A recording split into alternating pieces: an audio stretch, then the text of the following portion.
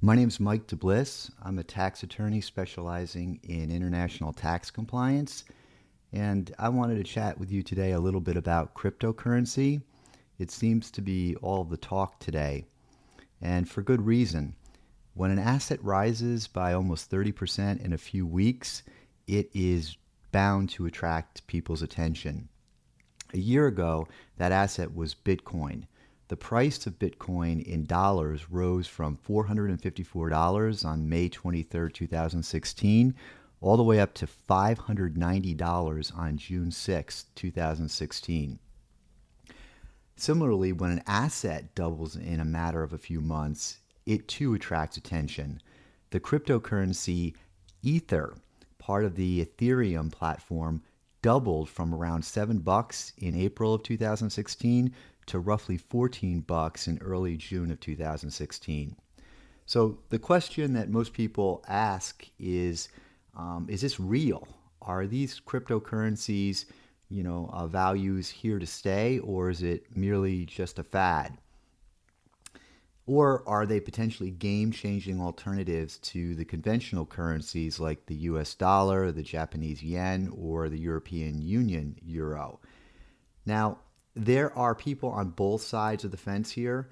There's no lack of skeptics and critics of Bitcoin and other cryptocurrencies. For example, I pulled an article just the other day that was titled National Currencies Aren't as Centralized and Bitcoin Isn't as Decentralized as You Think. At the same time, there are a plentiful of defenders of cryptocurrencies. The controversy is understandable. Bitcoin is definitely volatile and has had a difficult adolescence. After soaring from $15 in early 2013 to over $1,000 in December of 2013, it later crashed to $215 in early 2015 in the wake of a bankruptcy of a major Bitcoin exchange that cost Bitcoin investors almost $470 million in losses. So that is a large chunk of change and something that definitely can't be overlooked. Despite concerns about security, criminal use, and volatility, cryptocurrencies have grown exponentially, and new models like the smart contracts of Ethereum have been developed. So, what about those of us who can't necessarily follow the technical arguments and the technical jargon? What are we supposed to make of all this? And I'll include myself among those that are having trouble following these technical arguments.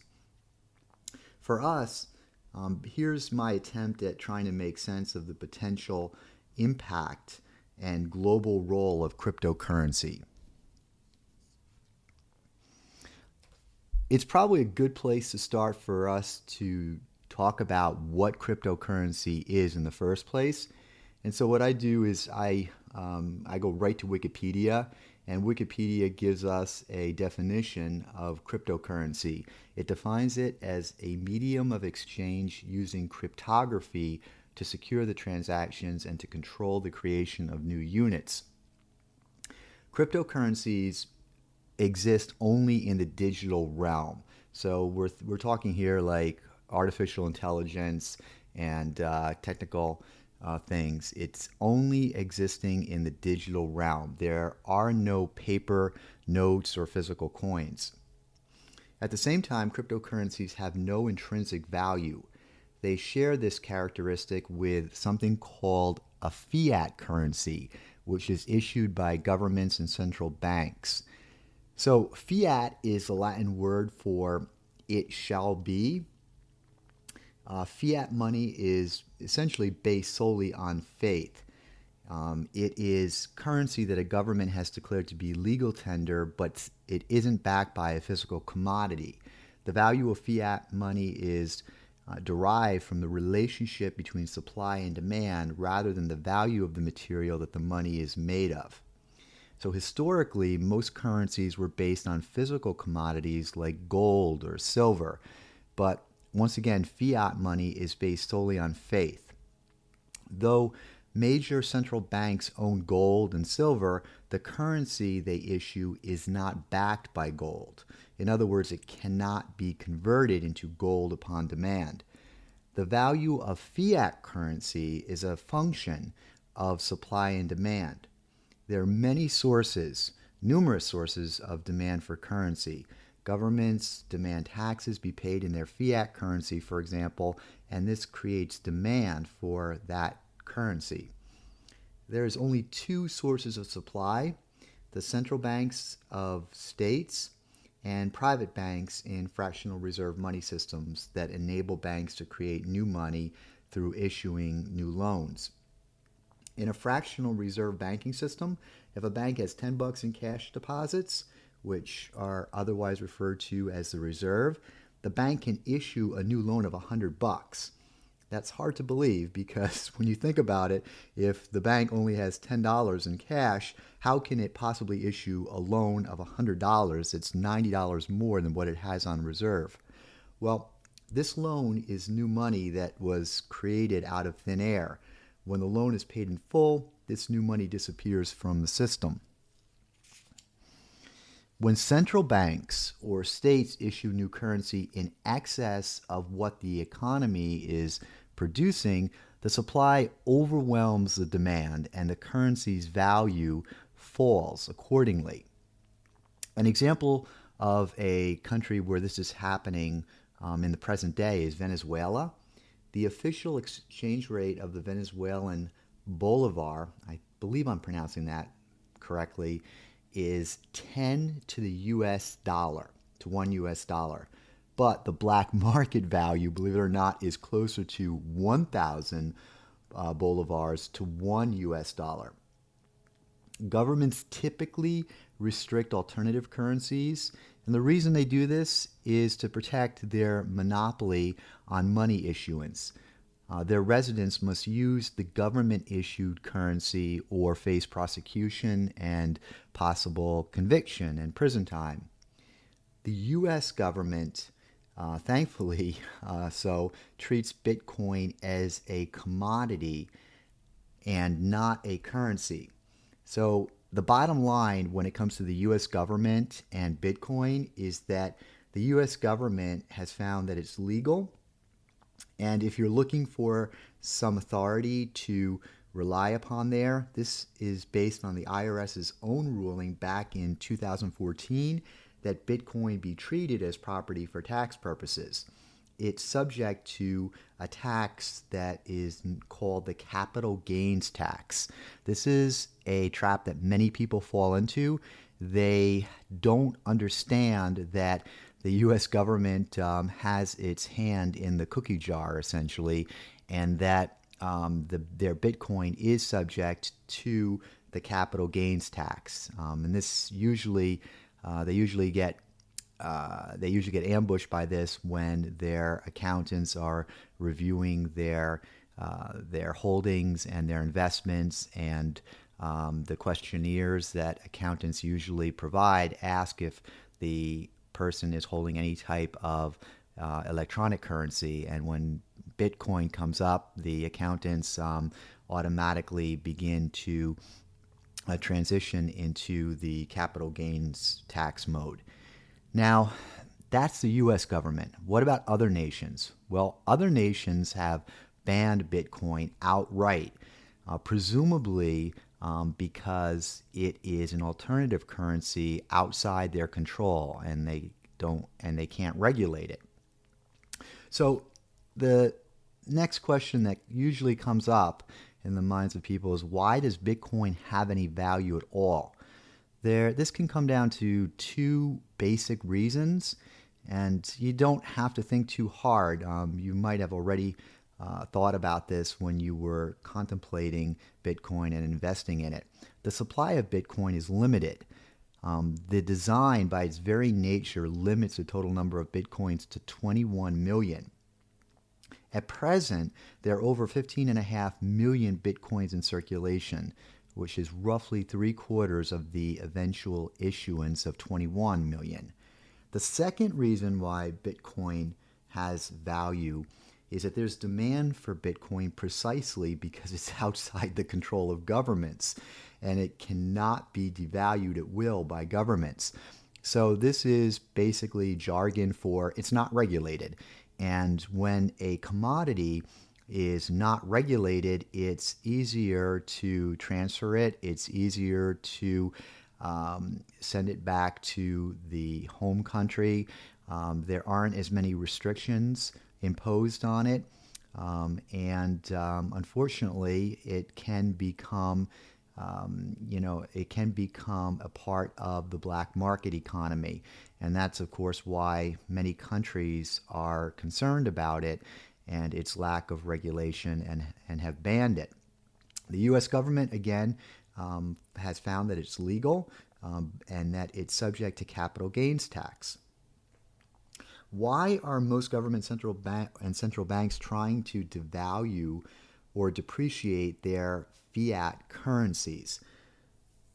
It's a good argument. I mean, after all, devaluing currency reduces the purchasing power of everyone who holds a currency in the first place, meaning that the currency buys fewer goods and services. So why, pray tell, would a government want to do that? It's essentially hurting its citizens by reducing the purchasing power that they have by holding the currency. This loss of purchasing power makes everyone who must use the currency poorer. Why do governments and central banks pursue a policy that detrimentally affects its citizens?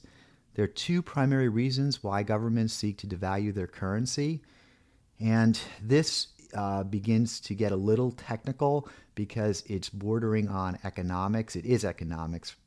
So I've tried to distill these arguments for you in a way that makes it somewhat easy to wrap your head around. The first reason why governments seek to devalue their currency is to make their exports cheaper, more competitive. And that's in the belief that expanding exports will make the overall economy grow, despite the fact that devaluing the currency makes imports more expensive and hurts everyone who buys imports. The second reason is to make it easier for debtors to service their loans.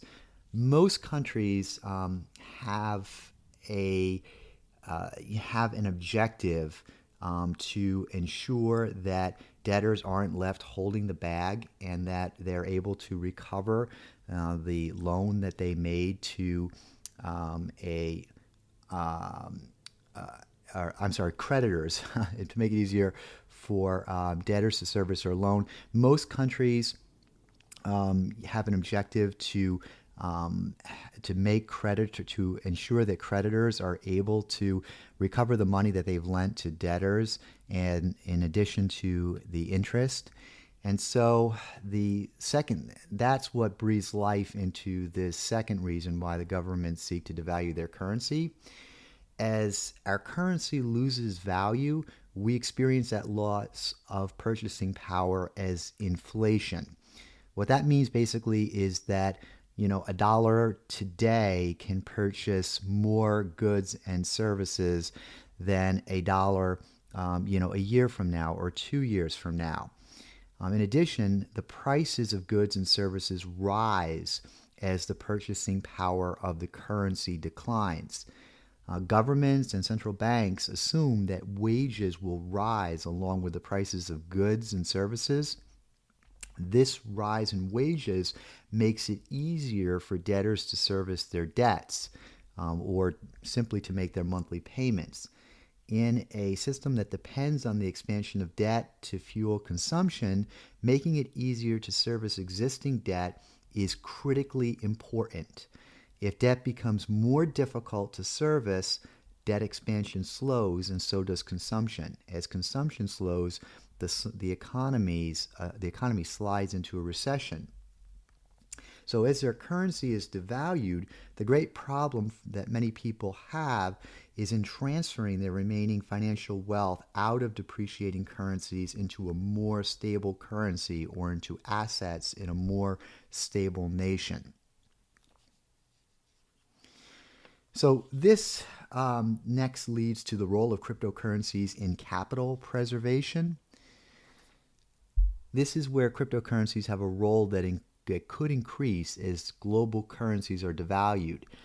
If a person can shift financial wealth out of a currency that is just tanking and losing purchasing power into a cryptocurrency that's holding its own or even gaining in purchasing power, it'd be foolish for the person not to do so.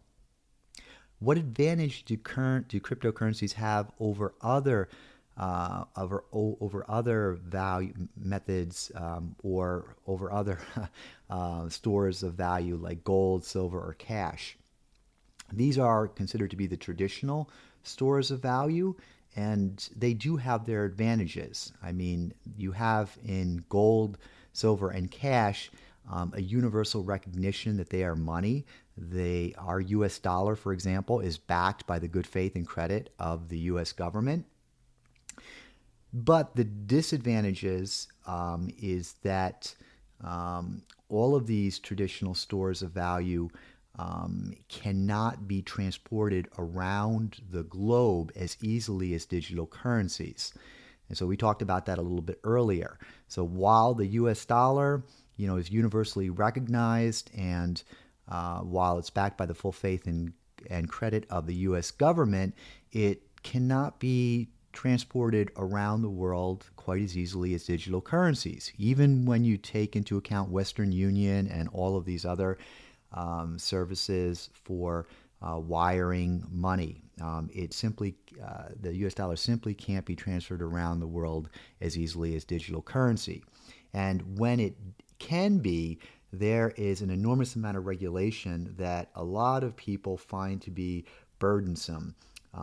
There are international reporting forms galore that go along with transporting money from the US to a foreign country.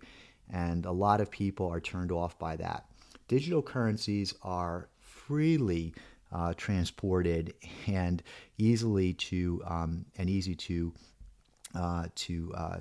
trade. So this is definitely a topic of hot debate. Many observers and experts believe that it's virtually impossible to stop people from buying, selling, and sending cryptocurrencies, because currencies like Bitcoin live in a world that is scattered around the globe. It's essentially a network that can be accessed by anyone who has access to the internet, and that presents a lot of potential for misuse and a lot of potential for criminality.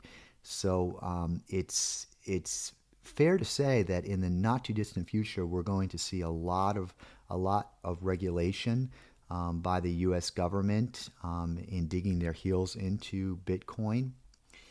So while local exchanges could be shut down by governments and businesses could be prohibited from accepting cryptocurrencies, stopping people from logging into servers that are situated elsewhere in the world is a bigger challenge. So you can begin to see that, even if the U.S. government were to begin to regulate cryptocurrency here in the U.S., it can't do that in other nations and other countries without entering into some type of formal agreements, treaties, for example, with these other countries. And my God, we cannot even agree on things that cover local issues within the U.S. government. Think about the challenges that are posed when the U.S. government is trying to enter into treaties with other nations. So this can be an enormous challenge. Many governments have outlawed cryptocurrencies, though their success rate in stopping their citizens from using cryptocurrencies is unknown.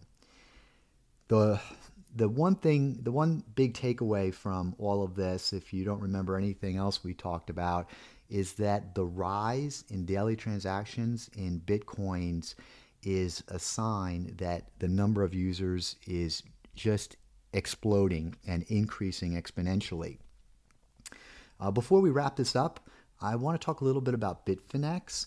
Bitfinex, it's spelled Bitfinex. You can find them online. They are the leading cryptocurrency exchange and the world's largest exchange for trading Bitcoin against the US dollar. So there really isn't a person who trades in cryptocurrency that doesn't know about Bitfinex. In fact, I think it's fair to say that the vast majority of people who exchange cryptocurrency in the US are on the Bitfinex trading platform. At the heart of Bitfinex are central limit order books for cryptocurrencies. This allows users to exchange Bitcoin and other cryptocurrencies against US dollars and Bitcoin. The Bitfinex financing market provides users with a way to earn interest on their US balances by allowing them to lend their funds to other users wanting to trade with financing. The Bitfinex trading platform was designed to leverage margin trading through Bitfinex's peer-to-peer funding network. And essentially, when you open up a Bitfinex trading account, you are assigned a cryptocurrency address. What's being debated right now is whether cryptocurrency has to be reported on a special international reporting form that was created by FinCEN called the FBAR. It's an acronym that stands for Foreign Bank Account Report. That issue has yet to be decided. However, there is a case that was decided by the Ninth Circuit called U.S. versus Hom, and it's a case that dealt with online trading, and how how people store money online to use for poker accounts and things of that sort. And what's interesting is that the district court in that U.S. versus Hom case found that the online account that the user was using was very similar in nature to a bank account, in the sense that money was stored, money could be withdrawn, money could be transferred, all at the will of the user. And so the court basically compared the online account to that of a traditional brick and mortar checking account, and said that if it walks like a duck, quacks like a duck, and sounds like a duck, then it must be a duck. And in that case found that the online poker accounts should have been reported on a foreign bank account report. The reason why that's important is because the penalties for not filing an FBAR are very, very expensive. The civil tax penalties, that is. So we are in uncharted territory regarding cryptocurrency and whether it needs to be reported or not on an FBAR, because one could definitely make the argument that cryptocurrency and the Bitfinex trading platform is very similar in nature to a bank account, in the sense that it stores money, et cetera, et cetera. So more on that as developments arise. For now, if you have any questions, feel free to reach out for me anytime. I'm more than happy to chat it up on cryptocurrencies.